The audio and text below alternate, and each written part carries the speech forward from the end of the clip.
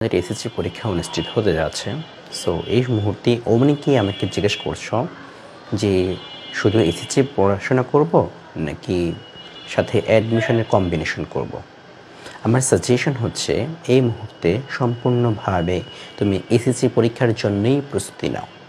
কেননা এসএসসি প্রস্তুতি যদি তুমি ভালোভাবে নাও তাহলে তোমার অ্যাডমিশনের প্রায় 50 থেকে 60%-এরও বেশি প্রস্তুতি হয়ে যাবে।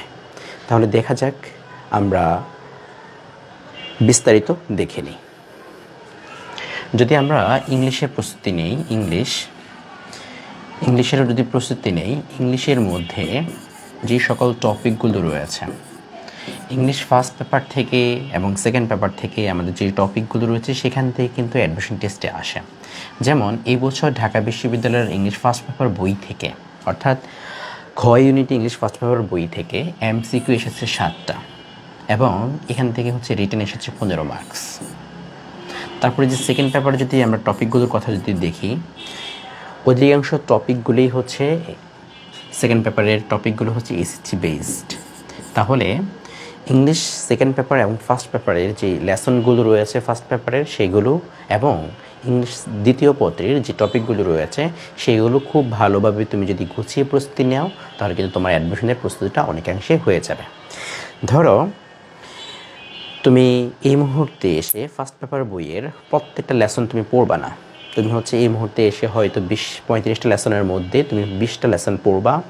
এই 20টা লেসনের মধ্যে ইংলিশের ওয়ার্ড মিনিংগুলো তোমার এসএসসি পরীক্ষায় আসে, এইগুলো হচ্ছে জাস্ট শুধু টেস্ট পেপার সলভ না করে এখন থেকে ভালোভাবে এই ওয়ার্ড মিনিংগুলো শেষ করে রাখো, তাহলে অ্যাডমিশনে আর কিন্তু পিছিয়ে থাকবে না।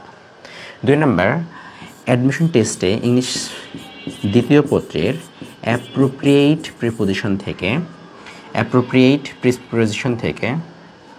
থেকে হচ্ছে অ্যাডমিশন টেস্টে আসে। তাহলে তুমি হচ্ছে এই টপিকটাও খুব ভালোভাবে কভার করে নাও। এখান থেকে রাইট ফর্ম অফ ভার্বটা ভালো মতো শেষ করো, রাইট ফর্ম অফ ভার্বটা আবার পড়ে ভালোভাবে শেষ করো। এখানে ন্যারেশন রয়েছে, ন্যারেশনটাও কভার করে নাও। তাহলে এইরকমভাবেই এসএসসি পরীক্ষার যে টপিকগুলো রয়েছে এগুলো যদি তুমি কভার করে নাও অ্যাডমিশনে কিন্তু আর বেশি কষ্ট করতে হবে না। আবার সেমভাবেই তোমাকে যদি ভাইয়া অন্যান্য সাবজেক্টের কথা বলি, যেমন বাংলার কথা বলি, বাংলার থেকে হচ্ছে আমাদের বাংলার মধ্যে কী কী রয়েছে?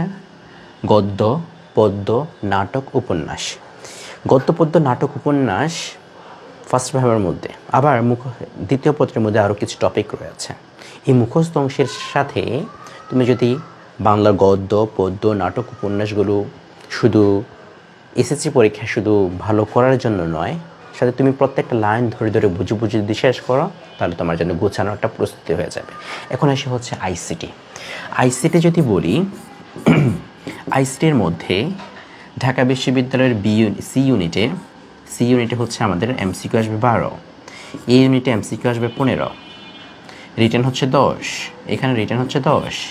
বি ইউনিটে হচ্ছে আমাদের এখানকার মধ্যে আইসিটি থেকে 2 থেকে 3টা এমসিকিউ আসবে, 2 থেকে 3টা এমসিকিউ।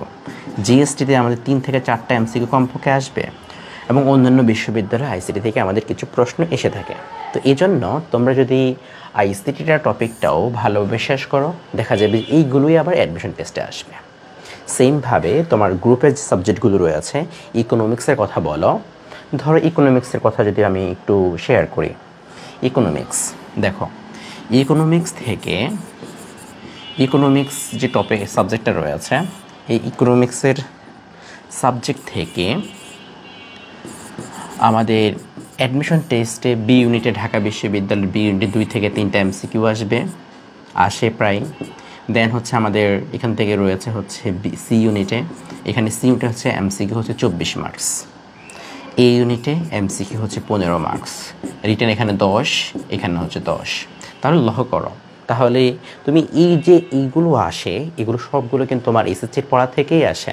তো এই জন্য যারা হচ্ছে এসএসসি পরীক্ষা ভালো করে দেখবা যে অধিকাংশ শিক্ষার্থীরা অ্যাডমিশন টেস্টও ভালো করে। তো এই জন্য তোমরা ভয় না পেয়ে এখন থেকে এসএসসির বিষয়গুলো ভালো মতো পড়ো, ইনশাল্লাহ তুমি অ্যাডমিশনে অনেক বেশি এগিয়ে থাকবা। সবার জন্য শুভকামনা। আসসালামু আলাইকুম।